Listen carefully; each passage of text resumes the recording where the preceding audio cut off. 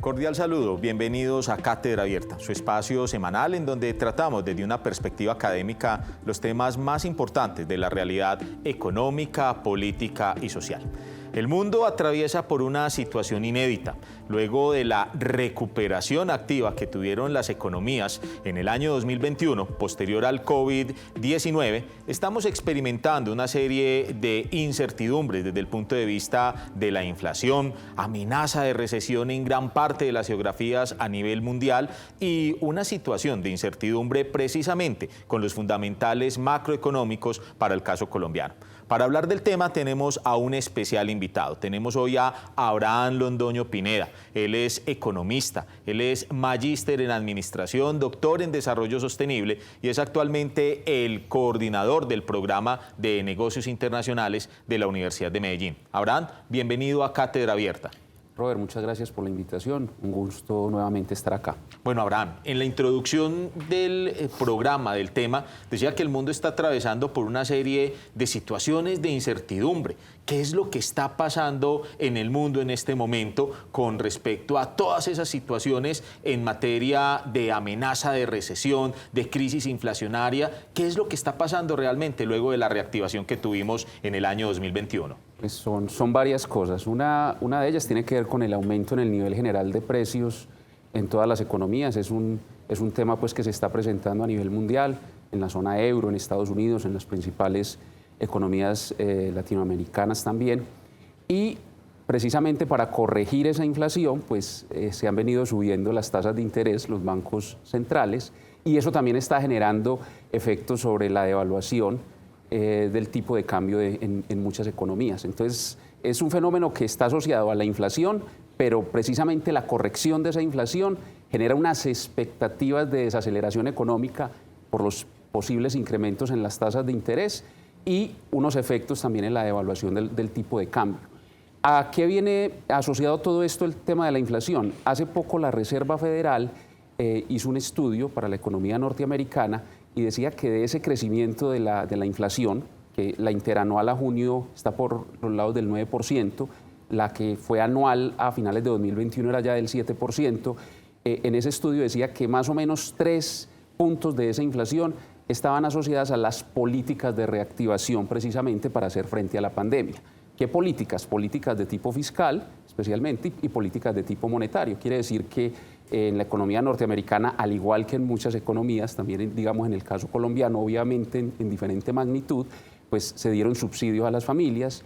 La política monetaria también incluso fue más, no fue tan tradicional como normalmente se hace, sino que se hicieron emisiones que fueron a parar directamente a las familias.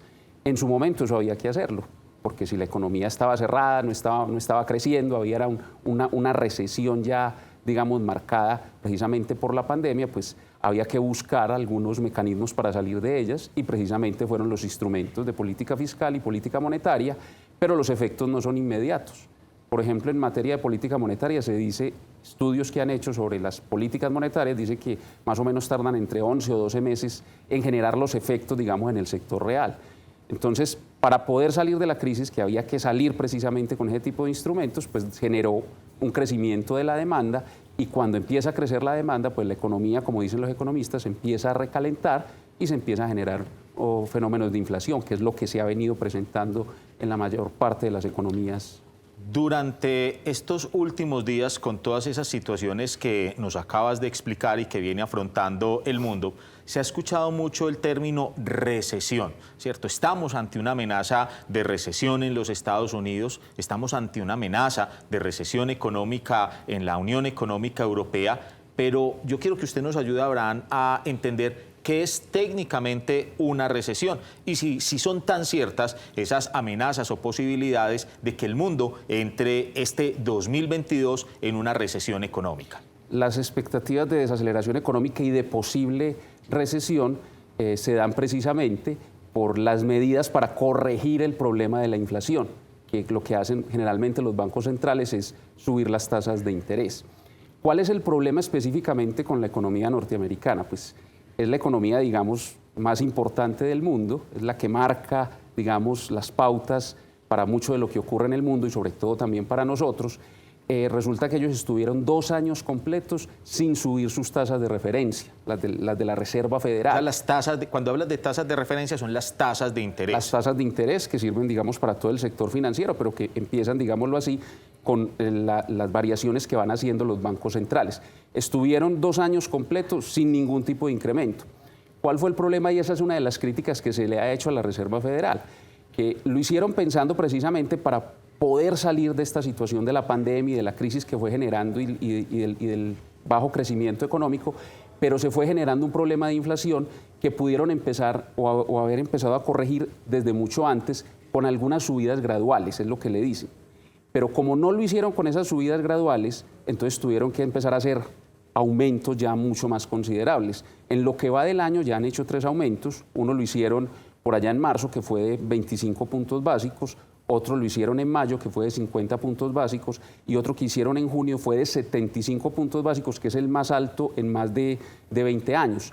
Eso tiene un impacto, claro, porque no solamente es la subida en las tasas de interés, sino la magnitud de ese incremento. Entonces, tiene un impacto mayor en la economía, porque esas tasas de interés quiere decir que los préstamos de consumo se vuelven más costosos, quiere decir que los préstamos que hacen las empresas para sus inversiones también se hacen mucho más costosas, entonces genera un impacto mayor en las economías.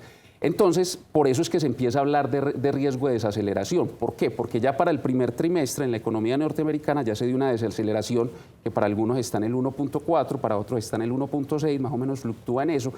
Y se piensa que con estas subidas que se han venido haciendo más abruptas o más considerables de las tasas de interés, pues eso va a generar una desaceleración.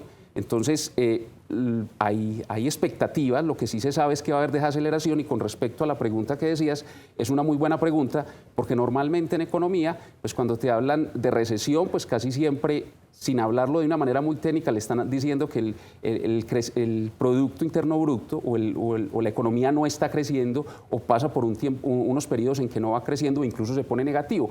Pero para los que toman decisiones oficiales, el término más técnico que están utilizando ahorita es que son 2 trimestres consecutivos en desaceleración económica. Entonces, eso se puede dar en la economía norteamericana y se puede dar en algunas economías a nivel mundial. En Colombia no tanto, el índice de seguimiento que se hace al crecimiento del PIB, el que se hace mensual, antes está dando que en este momento sigue todavía creciendo, pero en muchas economías a nivel mundial esto se ha venido presentando. Entonces, es muy posible que sí sea una desaceleración, no se pueda afirmar plenamente que sea una recesión, pero hay un riesgo de recesión, porque ya se dio, sobre todo en la economía más importante, que es la de Estados Unidos, un decrecimiento en el primer trimestre y con estos aumentos en las tasas de interés, pues muy seguramente también se puede dar una desaceleración. Claro, para el y eso que trimestre. Todavía no hemos contemplado la muy posible y segura decisión que tomará la Reserva Federal de subir casi en 100 puntos básicos las tasas de interés con ese anuncio de la inflación del 9.1%. Ahorita vamos a seguir hablando de eso. Nos vamos a ir a un corte de comerciales y ya regresamos en Cátedra Abierta.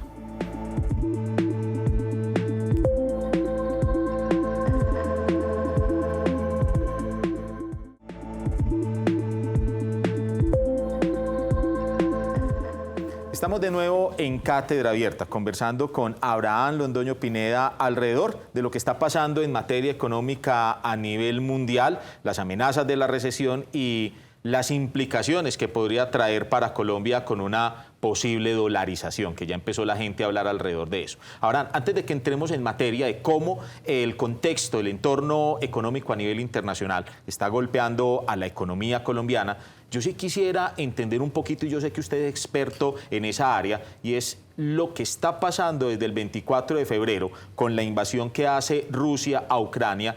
¿Qué tanto esa invasión o esa guerra tiene la responsabilidad de gran parte de esa desaceleración económica tan pronunciada por la que está atravesando el mundo?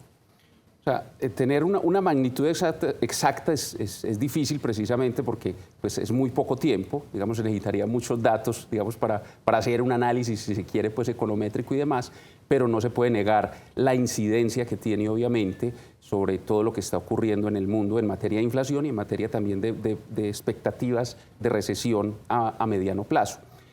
¿Por qué? Porque, pues, aparte de la desaceleración que se puede dar en las economías de Rusia y Ucrania, que de hecho Rusia es una de las que más se espera que vaya a decrecer, obviamente, por todas las restricciones que tiene ahorita y todas las sanciones, digamos, que se le han colocado a los países, obviamente, que no están de acuerdo con esto. Pero, digamos, lo que más afecta es el tema de los precios en materia de energía y en materia de alimentos. ¿Por qué? Porque esos dos países son proveedores de energía y de alimentos. Algunos, pues, como materias primas, más granos y otro tipo de cosas que pueden servir, digámoslo así, como bienes intermedios para la producción en muchas economías, pero otros, como la producción de petróleo y la producción de gas, pues lo que ha generado es una escasez, sobre todo en muchos de los países europeos que demandan este tipo de bienes. Por ejemplo, Alemania es uno de los que más ha presentado incremento, por ejemplo, en el tema de los servicios asociados al gas, porque es una economía que depende mucho del gas.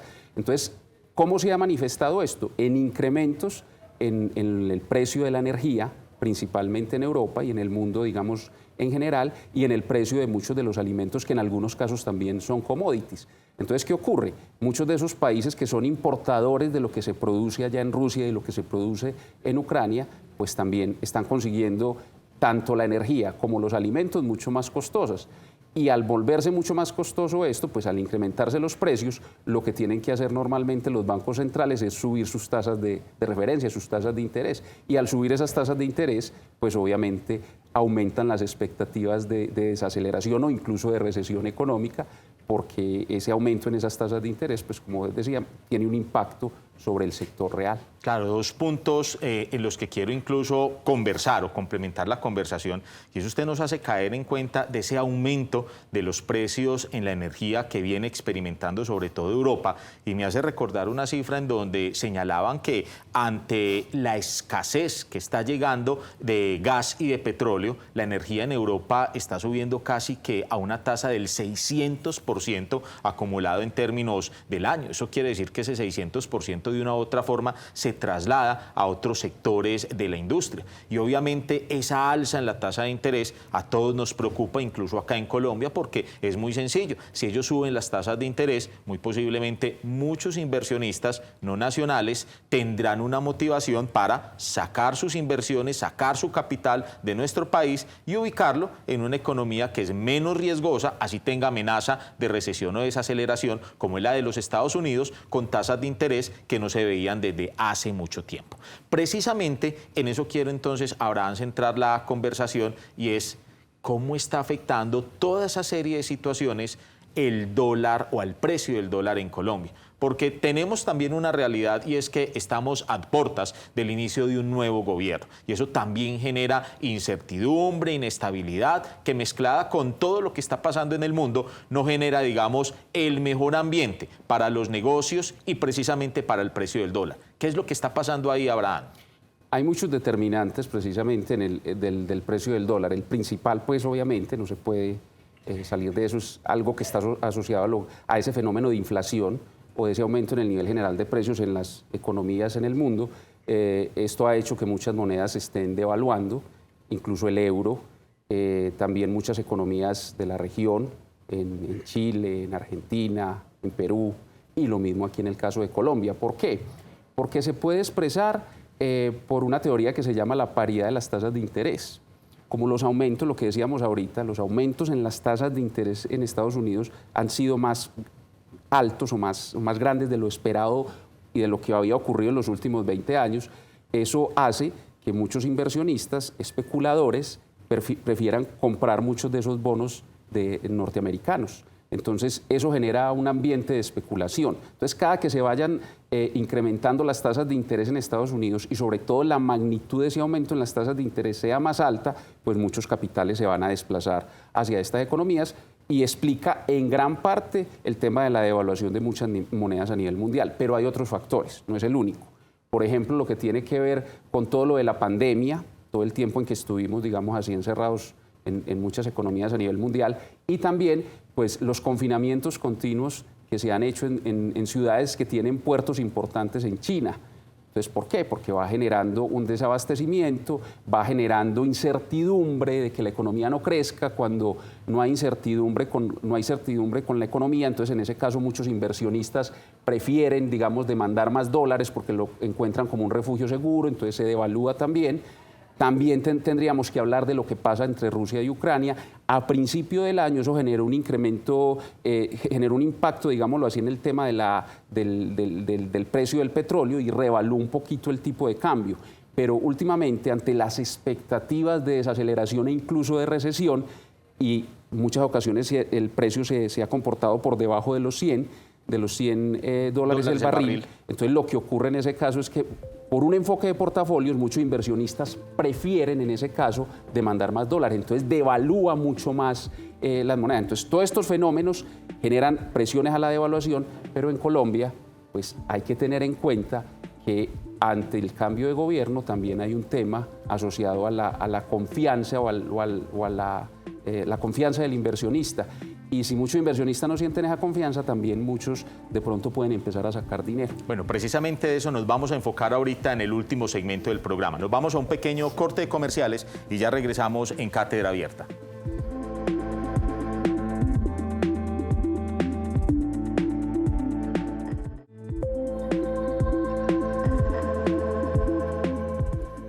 Estamos de nuevo en Cátedra Abierta, conversando con el coordinador del programa de negocios internacionales de la Universidad de Medellín, Abraham Londoño Pineda. Abraham, usted nos venía haciendo en el anterior segmento una explicación muy clara de cuáles eran los determinantes que muy posiblemente estaban movilizando unos cambios tan volátiles alrededor del precio del dólar. Hay que reconocer que el precio del dólar en Colombia a lo largo de este año se ha ubicado casi que entre las 5 primeras monedas del mundo que más han perdido valor con respecto al dólar. Es más, justo en el mes que hubo después de las elecciones presidenciales en Colombia, el dólar se nos llegó a trepar a unas jornadas que cada día rompía máximos históricos. Eso llevó a que muchas personas empezaran a hablar de una situación que yo quiero que usted nos explique un poquito en qué consiste, y es la dolarización. Muchos empezaron a hablar de dolarización. ¿Qué es la dolarización en términos económicos? La dolarización es la situación en la que un país o un gobierno decide adoptar el dólar de los Estados Unidos como moneda de curso legal y forzoso. Por decir algo, si Colombia en algún momento dolarizara, entonces no sería el peso colombiano la moneda legal de circulación, sino que empezaría a circular es el dólar de los Estados Unidos. Hay que hacer una diferenciación. Esto es principalmente, o esta definición, para las economías que hicieron una dolarización, digámoslo, plena, porque hay otra que se conoce como una dolarización de facto y que no es necesariamente que se haya sustituido completamente la moneda, digamos, oficial o tradicional que un país, digamos, utiliza para sus transacciones, sino que puede ser que por algunos asuntos asociados a la confianza, sobre todo de los bancos centrales, crisis asociados a la inflación y a la devaluación, pues muchos inversionistas y muchas personas también, o muchos agentes económicos, también empiecen a hacer un mayor uso de transacciones en dólares. Por ejemplo, en la economía peruana, pues el sol no ha salido de circulación, sigue siendo, digamos, la moneda, digamos, oficial, pero muchas transacciones y muchas inversiones que hacen los agentes económicos se hacen en dólares porque confían mucho más en el dólar. Y así ha pasado con varias economías. En Venezuela incluso también se permite que se hagan transacciones precisamente en bolívares y en dólares, precisamente por la desconfianza del bolívar, por la hiperinflación que ha pasado este país y la devaluación también que vive su moneda. ¿Qué países en América Latina han realizado entonces dolarizaciones totales? Porque usted nos menciona el ejemplo de dolarizaciones de facto, sí, el caso peruano, donde la moneda nacional es el sol, pero el dólar se acepta también para transacciones. E incluso Venezuela, que Venezuela uno podría decir está dolarizada parcialmente, pero también pesificada parcialmente, porque además de su propia moneda, las transacciones se realizan en dólares y en pesos. ¿Qué economías en América Latina podríamos decir que tienen una dolarización total? Ecuador, desde el año 1999. ¿Por qué se dio, por ejemplo, en el caso de Ecuador? Porque a veces son casos pues como diferentes. Casi siempre cuando se busca, digamos, la excusa para la dolarización, está asociado a problemas inflacionarios, problemas sobre todo de hiperinflación. Hay que entender que Ecuador en el año previo a la dolarización, en el año 1999, tenía una inflación más o menos del 91%. Era una inflación muy alta. Y también se venían presentando problemas, digamos, de devaluación. Entonces esa fue la justificación en ese momento para poder tomar esa decisión. En el caso de El Salvador no había un problema como el de Ecuador, no tenían un problema de inflación alta, no tenían un problema de bajo crecimiento, es más, no hay una evidencia fuerte de que estaban pasando por problemas, digamos, de devaluación fuerte de su moneda, sino que, digamos, el mandatario de turno en su momento lo que vio era que la dolarización podría ser una estrategia para dinamizar toda la integración económica, porque eso disminuye los costos de transacción entre los diferentes agentes, es decir, al comercializar ya en dólares y no en su moneda, digamos, tradicional, eso puede generar una agilidad, digámoslo así, en el comercio. Entonces, por ejemplo, en el caso de El Salvador fue diferente, o sea, habría que mirar cada uno de los países. Bueno, con la situación que usted nos describe de Ecuador, precisamente es lo que en términos teóricos siempre se ha establecido, y es que cuando un país experimenta situaciones de hiperinflación, principalmente, casi que una de las principales alternativas para corregir es la dolarización. En Colombia tenemos un panorama muy distinto, entonces yo sí quisiera que usted nos ayudara a conocer o a saber en Colombia entonces si es posible hablar de una dolarización o sería en este momento una muy mala idea desde el punto de vista económico. Creería que antes de responder eso tendríamos que entrar a hablar de las ventajas y las desventajas, digámoslo así, de la dolarización. Lo que se dice con la dolarización, una de las principales ventajas es que se puede disminuir las tasas de inflación. La evidencia nos muestra que en algunos casos es demostrable, en otros no tanto. En el caso de Ecuador, pareciera ser que en estos más de 20 años de dolarización han logrado, digamos, tener unos niveles de inflación muy bajos. Sí, de hecho, es de los niveles más bajos de inflación, incluso en el panorama actual. Pero, por ejemplo, en el caso de El Salvador, eso no se ha logrado como una evidencia que muestre que de verdad ha hecho reducir más allá los precios o que ha generado mayor, digamos, crecimiento económico. Entonces, una de las ventajas, por lo menos teóricas, es que habría una presión menor al tema del crecimiento, digamos, de los precios. La otra situación tiene que ver con lo que mencionaba ahorita, con el tema de reducir los costos de transacción por el hecho de que, digamos, se comercie o se negocie, digamos, en dólares, pero también tiene muchas desventajas. Una de las desventajas o la principal desventaja está asociada a la pérdida de autonomía de la política monetaria. Y uno dice, ¿eso puede ser muy grave? Sí.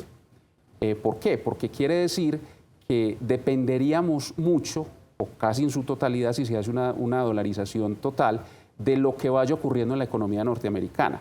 ¿Y qué podría pasar? Podría pasar que en Estados Unidos vayan por una fase de auge y nosotros por una fase de recesión. Entonces la política monetaria es diferente. No podríamos utilizar las tasas de referencia del Banco Central o la tasa de interés, por ejemplo, para salir de esa crisis, sino que nos tendríamos que acomodar a lo que está ocurriendo en la economía norteamericana. O incluso si fuéramos en la misma dirección, digamos, los dos, la economía norteamericana y la economía colombiana, van para un periodo de crisis, a pesar de eso, la magnitud de los cambios puede no ser la misma para los dos. Puede ser que Estados Unidos requiera incrementar más sus tasas de interés que nosotros o viceversa. Entonces se perdería, digamos, esa autonomía de la política monetaria y, por ejemplo, con todo lo que con lo que iniciamos el programa, para poder salir de la situación de la pandemia, se tuvieron que utilizar políticas fiscales y monetarias expansivas. Entonces, ante una pandemia, los países podrían estar muy maniatados dependiendo de la decisión que tome en ese caso la Reserva Federal, ¿sí? En el caso de los dólares. Otra de las ventajas generalmente está asociado al riesgo cambiario. El riesgo cambiario es el riesgo de que hayan devaluaciones o no devaluaciones. Se supondría que con dolarización eso no existiría, pero también se podría convertir en una desventaja. Bueno, eso quiere decir que el panorama en Colombia hay que analizarlo mucho más profundamente para reconocer si es posible o no la dolarización. Queda con esa deuda para que la atendamos en un próximo programa. Abraham, siempre es un gusto tenerte acá en Cátedra Abierta. Muchas gracias, Robert, por la invitación. Bueno, a todos ustedes, muchas gracias y nos vemos en una próxima emisión aquí en Cátedra Abierta.